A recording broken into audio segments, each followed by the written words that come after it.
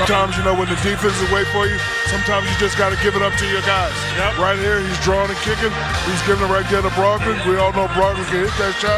He's playing well. Right here, you know what? This is not your play, but get your basket on easy run. Just, run to the basket. And right here, the defense, they're playing that matchup zone, whatever they're playing. We got a shooter, George Hill, experience in the playoffs. Step out, hit the corner shot. And right here, again, use what you got, draw the defense, and kick it out. Sometimes you got to give it up. I went to Phil Jackson. I said, Phil, I'm not having a great game. What do you want me to do? He said, Shaq, give it up. Give it to the guys. Go back and get it later. First half shooting, 36% for Toronto, 41% from Milwaukee. That's after the Bucks shot 55% in the first quarter. We'll get to your pictures in 1 second. Chuck, I know you said you weren't in love with the starting lineup change for Milwaukee. I didn't like it at all. Why? Number one, it weakened their bench. Brogdon has been playing great, but he's just going to blend in with those guys. He don't give them that lift off the bench, first and foremost. But I think if Toronto, you got to feel really good about the game for two reasons. Number one, they weathered the punch. They got knocked down the first round. They got back up. Secondly, the pace of the game. This is a pace of a game that's going to fit Toronto. Because Milwaukee's obviously better when they're in a full court. But that's the reason I didn't like the lineup change. You weaken your bench, Ernie. Because first of all, you've been getting killed off the bench the last two games. Why would you weaken your bench? Because he's not going to get the same number of shots with Giannis and Bledsoe out there. And it's 16-5 in bench points in favor of Toronto tonight. All 5 of those bench points coming from George Hill. Take me through the Toronto side of things. Well, if you're Toronto, there's an offense that you're running, but also if you're Milwaukee, there's a defense that you should be paying attention to. And the defense is here. If you freeze it here, if you look at Kawhi Leonard, he's typically going to be super aggressive in these opportunities. But he doesn't even chase the basketball. He doesn't ask for the basketball. It's 4.4 on the shot clock. Doesn't look for it as the play develops.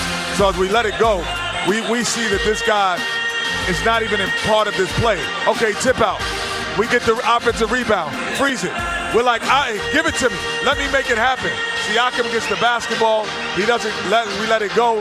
Siakam gets the basketball. He doesn't be offensively aggressive, doesn't come to the basketball again.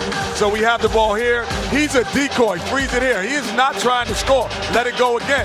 So as it goes into the rim, he is never looking to shoot the basketball, and he is becoming a passer. He is the world's biggest decoy. Okay, I guess we're not going to see it. No, that was Who's up there terrible tonight? play. I'm telling you.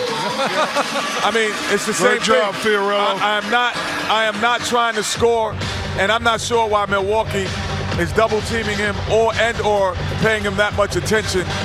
But he's doing a great job of suckering him in. Well, I got to say something, though.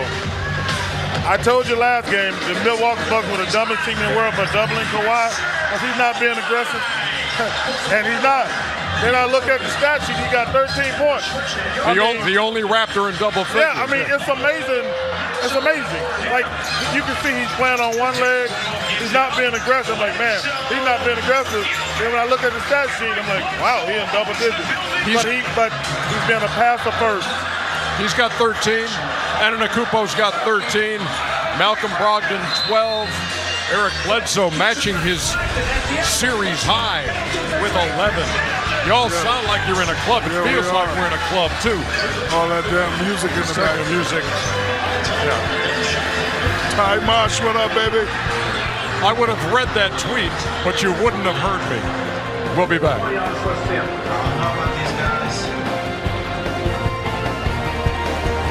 Live from the 2019 Eastern Conference Finals, you're watching the American Express Halftime Report. American Express, the official card of the NBA. Back here on the American Express Halftime Report. Techno Trance Night in Milwaukee. Tell you what, man, this place is on fire. Come on, Charles, join in with us. Why do I want to look like dumb like y'all do? You just don't have rhythm like we do. You got no rhythm. You got that Alabama rhythm. No First of all, doubt. moving your head left to right is not rhythm. Prove it. To the left. Hey, Right there. There you go. Here we go. Try it, Chuck. Here we go, Chuck. Chuck, here we go.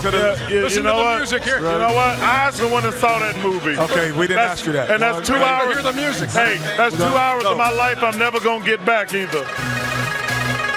Waiting on you, Chuck. Charles? Come on, man. We don't all have to look dumb. Y'all got it covered. No. Got a way to make your head go back and forth. You're no party.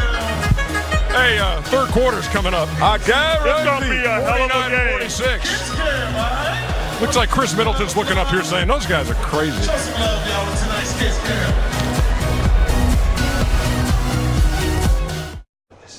Hey, you a basketball fan? Yeah. That